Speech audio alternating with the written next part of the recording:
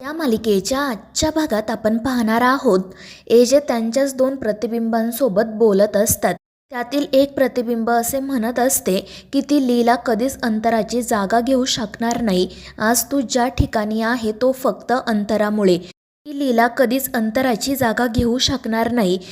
तर जे दुसरे प्रतिबिंब असते ते एजेंना असे म्हणत असते की लीलाला मुळात अंतराची जागा घ्यायचीच नाहीये, तिला स्वतःची जागा तयार करायची आहे. आणि मग हे सगळं काही ऐकून एजेंना त्यांनी लीलासोबत घालवलेले सर्व क्षण आठवू लागतात. तर त्यातील एक प्रतिबिंब असे म्हणत असते की लीला फक्त गोंधळ निर्माण करते, दुसरं ती काही करू शकत नाही. तुझ्यासारख्या परफेक्ट माणसासाठी ती योग्य नाहीये. मात्र दुसरे प्रतिबिंब असे म्हणत असते की लीला कोणासारखीच नाहीये, ती खूप वेगळी मुलगी आहे आणि तिच्यासोबत राहायला सगळ्यांनाच आवडतं. आणि त्यामुळे एजेंना लीलाने त्यांच्यासाठी आजपर्यंत जे काही केलेले असते ते सगळे काही आठवू लागते. आणि मग ते स्वतःच कबूल करतात की लीलासोबत वेळ घालवणं मला आवडतं, ती खरंच खूप वेगळी मुलगी आहे. तर दुसरीकडे लीला एजेंटसाठी कॉफी बनवत असते. तर दुर्गा तिच्याजवळ येत तिला म्हणत असते की तुम्ही कितीही प्रयत्न केलात ना तरी एजे कधीच तुमच्यावर प्रेम करणार नाही. तुम्हाला जे करायचं आहे ते करा. पण ते ऐकून लीला हसतच म्हणते की दुर्गा, तुला ना कधीच प्रेमाची ताकद कळणार नाही. कारण तुझ्यासारख्या लोकांसाठी फक्त पैसा आणि प्रसिद्धी महत्त्वाचं असतं. आणि माझ्यासाठी एजेंटसोबत लग्न करणं म्हणजे फक्त प्रसिद्ध होणं नाही आहे. एजे खरंच माझ्यासाठी खूप महत्त्वाचे आहेत आणि माझं त्यांच्यावर मनापासून प्रेम आहे. पण दुर्गा यावर काही विश्वास ठेवत नाही आणि ती उलट लीलासोबतच वाद घालू लागते. त्या दोघींचा वाद हा वाढतच चाललेला असतो.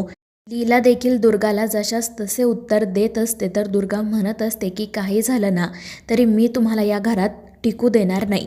तर दुसरीकडे एजेंटच्या डोक्यामध्ये विचारांचे थैमान सुरू असते. त्यांचे एक मन त्यांना सांगत असते की लीला तुझ्यासाठी परफेक्ट आहे, मात्र दुसरे मन सांगत असते की लीला कधीच तुझी पार्टनर होऊ शकत नाही. जर ती सुद्धा अंतरासारखी तुला सोडून गेली तर मग तू काय करणार आहे.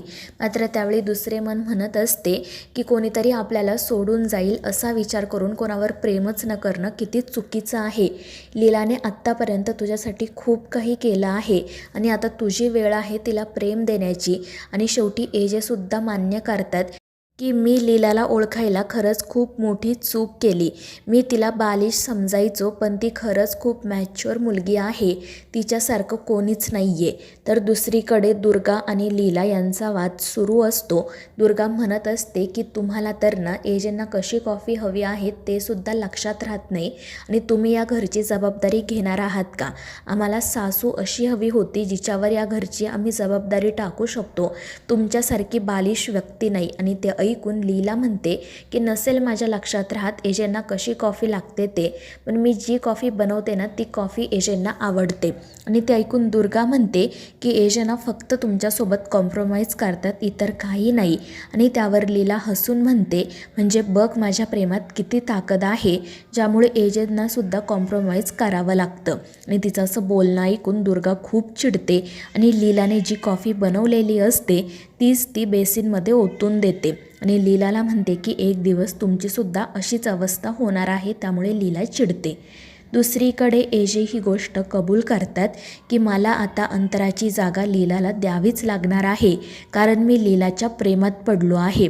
आणि मग ते रडतच म्हणतात की लीलाचं खरंच माझ्यावर खूप प्रेम आहे. आत्तापर्यंत तिच्या इतकं प्रेम मला कोणीही दिलेलं नाही आणि त्यामुळे मी स्वतःला तिच्या प्रेमात पडण्यापासून नाही थांबवू शकलो. आता काही झालं तरी मला अंतराची जागा लीलाला द्यावीच लागणार. तर दुसरीकडे दुर्गाने जे काही केलेले असते ते बघून लीला खूप चिडलेली असते, पण ती दुर्गाला काही बोलत नाही. तर दुर्गा म्हणत असते की या घराला तुमच्यापासून वाचवण्यासाठी मला कोणत्याही थराला जावं लागलं ना तर मी जाईल. आणि ती तेथून निघून जाते. तर इकडे एजे रडतच अंतराच्या फोटोसमोर जातात. ते म्हणत असतात की अंतरा, हे सगळं कधी घडलं मला नाही कळलं, पण मी आता त्या मुलीच्या प्रेमात पडलो आहे, तिच्याशिवाय मी आता नाही जगू शकत. आणि तितक्यात लीला त्या खोलीच्या बाहेर येते.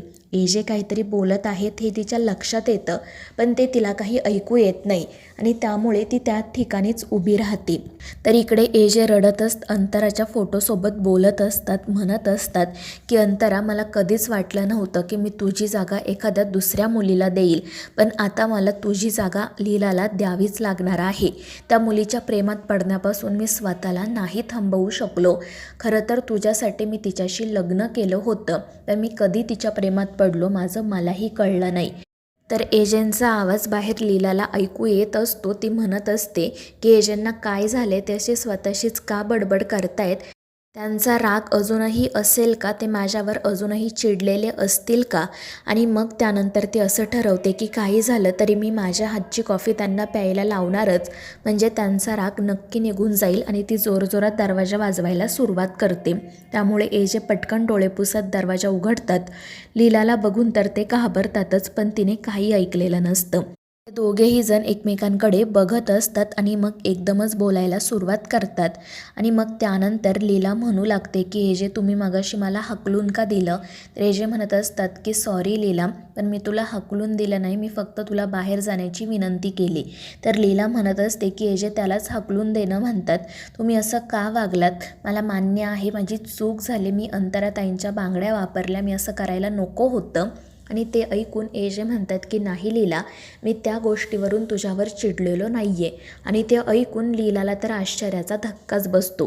ती मनाशी म्हणत असते की मी अंतराताईंची वस्तू वापरली तरीही माझ्यावर एजे चिडले नाहीत, असं कसं शक्य आहे? तर इकडे एजे लीलाला म्हणत असतात की लीला, मला माफ कर, मी मगाशी तुझ्यावर चिडायला नको होतं. आता सांग मी काय करू तुला जेणेकरून बरं वाटेल? आणि ते ऐकून लीला म्हणते की एजे असं का बोलतायत? हे खरंच एजेच आहेत ना, हे माझी कशी काय माफी मागतायत? तर दुसरीकडे दुर्गा खूप चिडलेली असते आणि किशोरला म्हणत असते की किशोर, त्या लीलाने अंतराईंच्या बांगड्या घातल्या पण तरीही एजे तिला काहीच बोलले नाहीत. एजे असं कसं वागू शकतात? ती याआधी जर कोणाकडून अशी चूक झाली असते ना, तर एजेंनी त्या व्यक्तीला शिक्षा दिली असती, पण लीलाच्या बाबतीत ते कसं असं वागू शकतात मला कळतच नाही. एजे खरंच खूप बदलले आहेत. आणि ते ऐकून किशोर म्हणतो की दुर्गा, आता तुलासुद्धा बदलायची गरज आहे आणि मला कळत नाही आहे की तू त्या लीलाला का टार्गेट करते? आणि ते ऐकून दुर्गा म्हणते की कारण तीच माझं टार्गेट आहे. मात्र किशोर म्हणतो की नाही दुर्गा, तुला जर तिला या घराबाहेर काढायचं असेल ना, तर तुला वेगळा विचार करावा लागेल. आणि ते ऐकून दुर्गा विचारते म्हणजे काय? आणि त्यावर किशोर म्हणतो की आता मी जे काही सांगतोय ना, ते तुला करावंच लागेल. आणि मग तो त्याचा प्लॅन दुर्गाला सांगतो. दुसरीकडे लीला एजेंना म्हणत असते की जर तुम्हाला खरंच मला सॉरी म्हणायचं असेल ना, तर माझ्यासाठी काहीतरी सॉलिड करा, जे बघून मला छान वाटेल. आणि ते ऐकून एजे म्हणतात की ठीक आहे, मला थोडा विचार करू दे. तर लीला म्हणते ठीक आहे, मी तुम्हाला 5 मिनिट देते, तुम्ही सांगा पटकन. आणि त्यावर एजे हसून म्हणतात की नाही लीला, मला जास्त वेळ हवा आहे, त्यामुळे तू प्लीज इथून जा. तर लीला विचारत असते की मी बाहेर जाऊन थांबू का? मी अर्ध्या तासात हवं तर परत येईल. मात्र एजे म्हणतात की नाही लीला, तू डिरेक्टली घराबाहेर जा आणि संध्याकाळीच घरी परत ये. ते ऐकून लीला वैतागून म्हणते की एजे, हे काय बोलताय तुम्ही? म्हणजे मगाशी तुम्ही मला रूममधून बाहेर काढलं आणि आता घरामधून बाहेर काढताय का? तर एजे म्हणतात की लीला, असं काही नाही आहे, तुला काहीतरी सॉलिड हवं आहे ना, मग आता तू प्लीज घरातून बाहेर जा आणि संध्याकाळीच परत ये. आणि ते ऐकून लीलासुद्धा खुश होत म्हणते की ठीक आहे, आणि ती लगेच घरातून बाहेर जाण्यासाठी निघते. तर एजेसुद्धा आनंदातच असतात, कारण त्यांनी लीलाला काय सरप्राईज द्यायचं हे ठरवलेलं असतं. तर मित्रांनो, या मालिकेच्या पुढील भागांच्या अपडेट्ससाठी आपल्या चॅनेलला सबस्क्राईब करा.